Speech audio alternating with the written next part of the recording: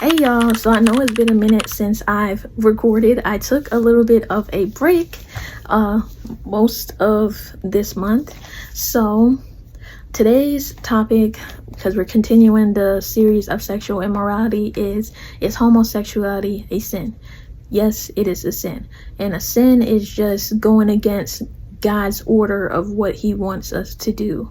So, or falling short of God's glory, which the Bible says, and I believe in the book of Romans, that all have fallen short of the glory of God. So all sins weigh the same, and there's no need to be judging someone on a particular sin that they're in, because we've all dealt with sin and we've all done things that we're not proud of. So this should be a no judgment zone, but if you were to judge me, go ahead, because all of this stuff is speaking on past tense. This is not my now, and the Lord has recreated me and reformed me, and I'm free. So it don't matter what nobody got to say. Like, I'm free from it. So now I'm going back and I'm helping others who need to get free just the same. Like, that's my assignment, especially in the area of sexual sin, because that has been a stronghold before my walk with God and even during my walk with God, but it's not anymore because the Lord has set me free. But it took years to get to this. So let's get into it. Today's topic is, why is homosexuality a sin? So it's because it goes against God's natural design for relationships. God says in Genesis 1, chapter 1, verses 27 through 28, that it was man and woman that he created to be together.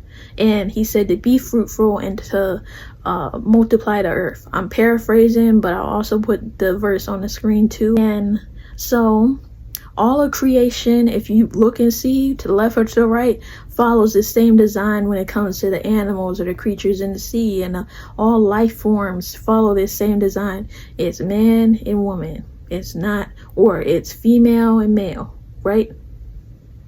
Not the same sex. So when it comes to the creation of children, a child receives 23 chromosomes. We're getting scientific because God created even science. So he knew that you would even try to go, well, maybe science doesn't even back this up. Well, yes, it backs up exactly what I'm saying here today. And a child receives 23 chromosomes from each parent, and it forms a new set of 46 chromosomes altogether, because that's what you need for a child to be created. So a man's body produces sperms, sex sperm cells, each containing 23 unpaired chromosomes, being either X or Y chromosome, and women producing egg cells, each with 23 unpaired chromosomes, all containing X sex chromosomes. Women can only produce X sex chromosomes. Men can produce Y or X chromosomes. They're the only ones who can produce X or Y chromosomes. Women can't do that. They can't do both. So, and women can only produce eggs. Men can't produce eggs. Women can't produce sperms. Only men can produce sperms or have sperms. So there's a order, right? And even if you try to go outside that order and get surgery so that the man is impregnated, or the woman and woman can be together and have a child and it is impregnated, even if you try to go outside of it, you're in rebellion, because you're going outside of God's natural design of how he has the order of children to be created. And it's like, why go against the natural design of what God has the order of relationships created when he has the setup right here? Why change it? You're going based off of what you want to do. And that's the same thing that got Adam and Eve kicked out of the garden, using their free will.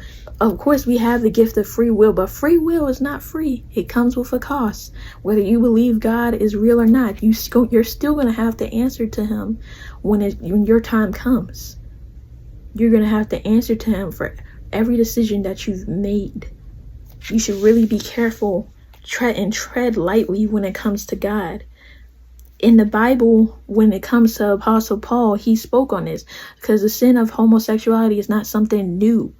It's not something that just came out because of the LGBTQ community decided it to be like this big thing. No, it was even a big thing that was being spoken against even during the biblical times, because the Apostle Paul spoke on it in Romans chapter 1, 26 through 27, which he says that God gave them over to the unnatural design, or to the lust of the flesh, because man and man was wanting to sexually be with each other, and women wanted to be sexually being with each other, and God called it unnatural because it wasn't his setup. Men and men are not supposed to be having sex with one another, and women are not supposed to be having sex with one another. That is not the way that it's supposed to go. The enemy likes to distort God's order.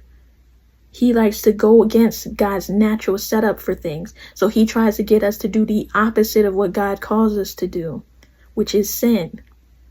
He wants to distort and stop the reproduction of multiplication of humans continuing to go out throughout the earth, because he hates us. He does not like us. Satan does not like us. Don't be fooled. He doesn't like us. That's why he's trying so hard to get us on God's bad side. But yeah, this is the reason why God says homosexuality is a sin. Any sexual sin is a sin. Lust is a sin. Like, there's, we can go down inside this category of sexual sin. But lust is really like or pride more so, is more so the driving force behind sexual sin, and the root of many sins is pride, not wanting to be humble or accept the truth for what it is. But that's what it is. God didn't create it this way, and we shouldn't be going about this way. But yeah, that's it. That's all. You got any questions or comments, leave it down below. I don't go back and forth in the comments, but anything that I do see, I will address it in another video.